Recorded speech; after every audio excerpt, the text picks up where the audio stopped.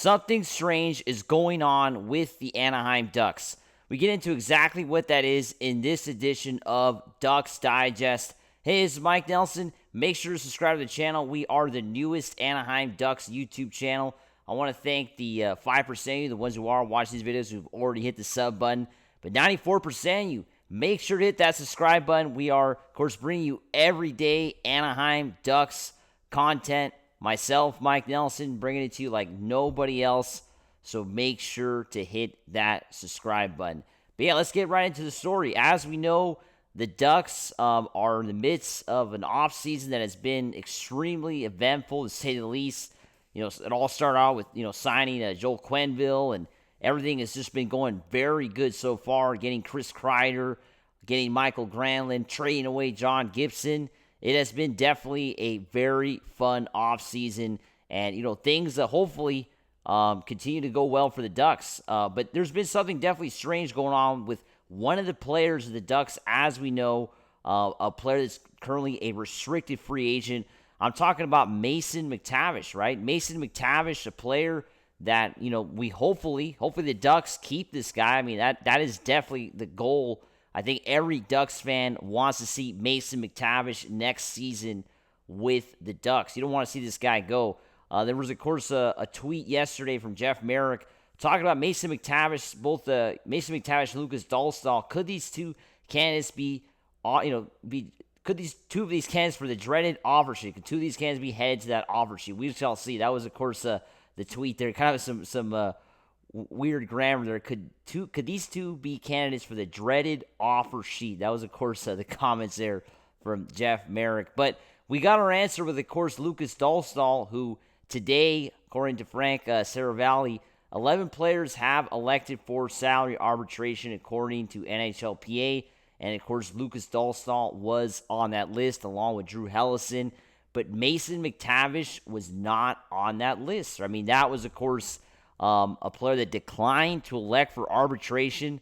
And potentially, that was, of course, the three biggest names: Mason McTavish, Bowen Byram on the Buffalo Sabres, and also Cam York on the Philadelphia Flyers. But the big name that we are, of course, interested in is Mason McTavish. This guy decided not to elect for arbitration, opening the door for offer sheets that the Ducks will have to match, right? McTavish just finished his third year in the NHL, setting career highs in goals, assists, and points with 22, 30, and 52. That was a very solid year for Mason McTavish. This guy was a third overall pick just 4 years ago, just 22 years old, and he's put up 60 goals and 140 points in 229 games in parts of 4 years. Evolving Hockey predicts an offer sheet would be a 6-year deal, paying McTavish $6.683 million annually. And quite frankly, I think that's well-deserved. I don't know what everybody thinks out there, but that is a solid contract. 6 years, what is that, $37 million in total for a 6-year deal. And, there's going to be most likely an offer sheet that's going to be, handed out from somewhere, right? It's going to come from some team, I assume, with this decision for McTavish to not elect arbitration.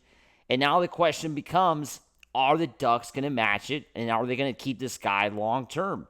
I mean, Mason McTavish, from the beginning, from the first time this guy played for the Anaheim Ducks, I think everybody out there can kind of agree with me on that. From the first time we saw McTavish play for the Ducks, this guy showed signs that he was going to be a solid player, right? I think everybody saw that right away. This guy was going to be, a player that the Ducks, that was going to be solid, right? I mean, I think there was signs of a player that was going to be an NHL, maybe not a star right away, because McTavish is still not really a star, right? I mean, he's still nowhere near, an all-star or anything like that. He's still, of course, a player that is going to be, developed. He's only 22 years old.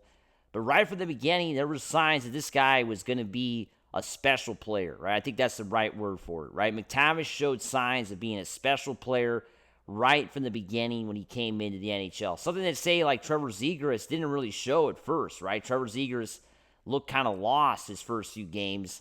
And, we know how that story ended now, him being traded to the Flyers, right? It just never really was that kind of, never felt that way with Trevor Zegras. Whereas with Mason McTavish, I think this guy was special from the beginning.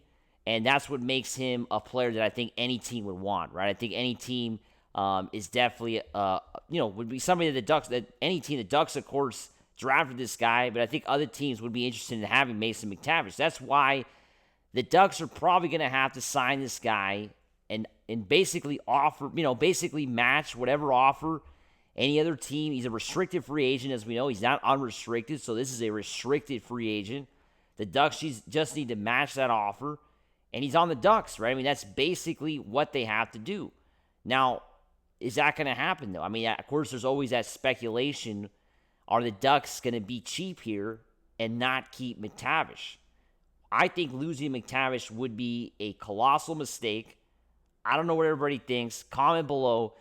Do you think losing McTavish would be a mistake from the Ducks, right? Do you think it's a mistake for the Ducks to let McTavish walk, let him go, or let him go to another team? Or should the Ducks do everything they can to keep McTavish on, to keep him on the Ducks, right? What should the Ducks do here when it comes to Mason McTavish? In my opinion, I think they really have to keep him. I mean, this guy has shown, like I said, going over the stats again. Let's talk a little bit, more about the stats again. Look at that. 60 goals in 229 games, 140 points, 80 assists. I mean, sure, that doesn't seem like a lot, but it is a lot for a young player. He was doing this kind of stuff between the age of 19 and 22. It wasn't like he was 25 to 28. This guy was 19 years old to 22, and he put up 140 points in 229 games. That, of course, is not a point a game. It's less than a point a game.